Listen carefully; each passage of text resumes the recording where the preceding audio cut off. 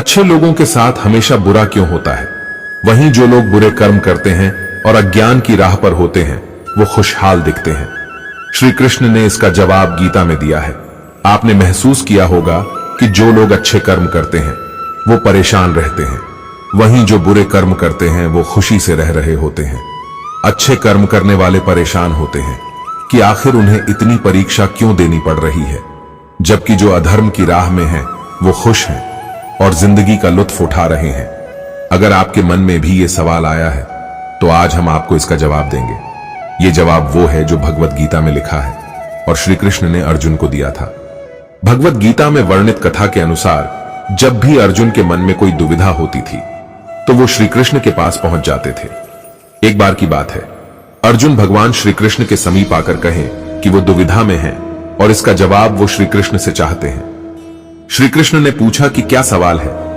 अर्जुन ने कहा, मुझे ये जानना है कि अच्छे लोगों के साथ हमेशा बुरा ही क्यों होता है, वहीं बुरे लोग खुशहाल दिखते हैं। अर्जुन के मुंह से ऐसी बातें सुनकर श्री कृष्ण मुस्कुराए और कहा, मनुष्य जैसा सोचता है और महसूस करता है वैसा कुछ नहीं होता है, बल्कि अज्ञानता की वजह से वो सच्चाई नहीं समझ पाता है। अर्जुन उनकी ये बात समझ नहीं पाए। इसके बाद श्री कृष्ण ने क्या कहा वो जानते हैं। श्री कृष्ण ने अर्जुन से कहा, पार्थ, मैं तुम्हें एक कथा सुनाता हूं, उसे सुनकर तुम समझ जाओगे कि हर प्राणी को उसके कर्म के हिसाब से ही फल मिलता है।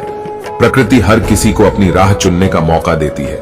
अब वो मनुष्य की इच्छा पर निर्भर करता है कि उसे धर्म की राह चुननी है या अधर्म की। कथा शुरू करते हुए श्री कृष्ण ने कहा, एक नगर में दो पुरुष रहा करते थे। एक पुरुष व्यापारी था जिसके जीवन में धर्म की बहुत महत्ता थी। वो पूजा पाठ में यकीन रखता था।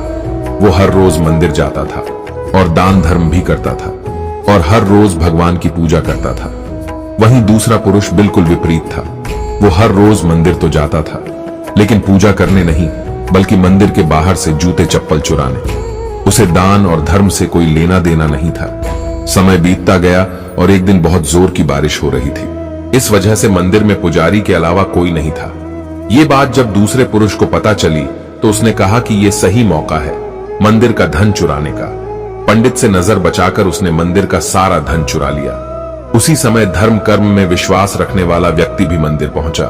दुर्भाग्य से मंदिर के पुजारी ने उसे ही चोर समझ लिया और चिल्लाने लगे। वहां लोग एकत्र हो गए और उसे बहुत मारा। किसी तरह वो बचते बचाते वहां से निकला तो दुर्भाग्य ने उसका साथ वहां भी नहीं छोड़ा। मंदिर के बाहर वो एक गाड़ी से टकरा गया और घायल हो गया। फिर वो व्यापारी लंगड़ाते हुए घर जाने लगा तो रास्ते में उसकी मुलाकात उस पुरुष से हुई जिसने मंदिर से धन चुराया था। उसने कहा, आज तो मेरी किस्मत चमक गई, एक साथ इतना सारा धन मिल गया। ये सब देखकर उसे बहुत बुरा लगा और उसने अपने घर से भगवान की सारी तस्वीरें निकाल दी। कुछ सालों बाद दोनों की पुरुषों की मृत्यु हो गई। मरने के बाद जब दोनों यमराज की सभा में पहुंचे और भले पुरुष ने दूसरे व्यक्ति को देखा तो उसे बहुत गुस्सा आया। उसने क्रोधित होकर यमराज से पूछ ही लिया, मैं तो हमेशा अच्छे कर्म करता था, दान में विश्वास रखता था, उसके बदले जीवन भर मुझे अपमान और दर्द ही मिला और इस व्यक्ति को नोटों से भरी पोट ली। आखिर ऐसा भेदभाव क्यों? इस पर यमराज ने कहा, पुत्र, तुम गलत समझ रहे हो। जिस दिन तुम्हारी गाड़ी से टक्कर हुई थी वो दिन तुम्हारे जीवन का आखिरी दिन था, परंतु तुम्हारे अच्छे कर्मों की वजह से तुम्हारी मौत सिर्फ एक छोटी सी चोट में बदल गई। तुम इस दुष्ट व्यक्ति के बारे में जानना चाहते हो। दरअसल इसके भाग्य में राजयोग था, मगर इसके कुकर्मों और अधर्म की वजह से वो सिर्फ एक छोटी सी धन की पोटली में बदल गया। कथा सुनाने के बाद श्री कृष्ण अर्जुन से कहते हैं, पार्थ, क्या अब तुम्हें तुम्हारे सवाल का जवाब मिल गया? ऐसा सोचना कि भगवान तुम्हारे कर्मों को नजरअंदाज कर रहे हैं, ये बिल्कुल भी सत्य नहीं है। भगवान हमें कब क्या किस रूप में दे रहा है मनुष्य को समझ में नहीं आता है, मगर आप अच्छे कर्म करते रहे तो भगवान की कृपा हमेशा बनी रहती है।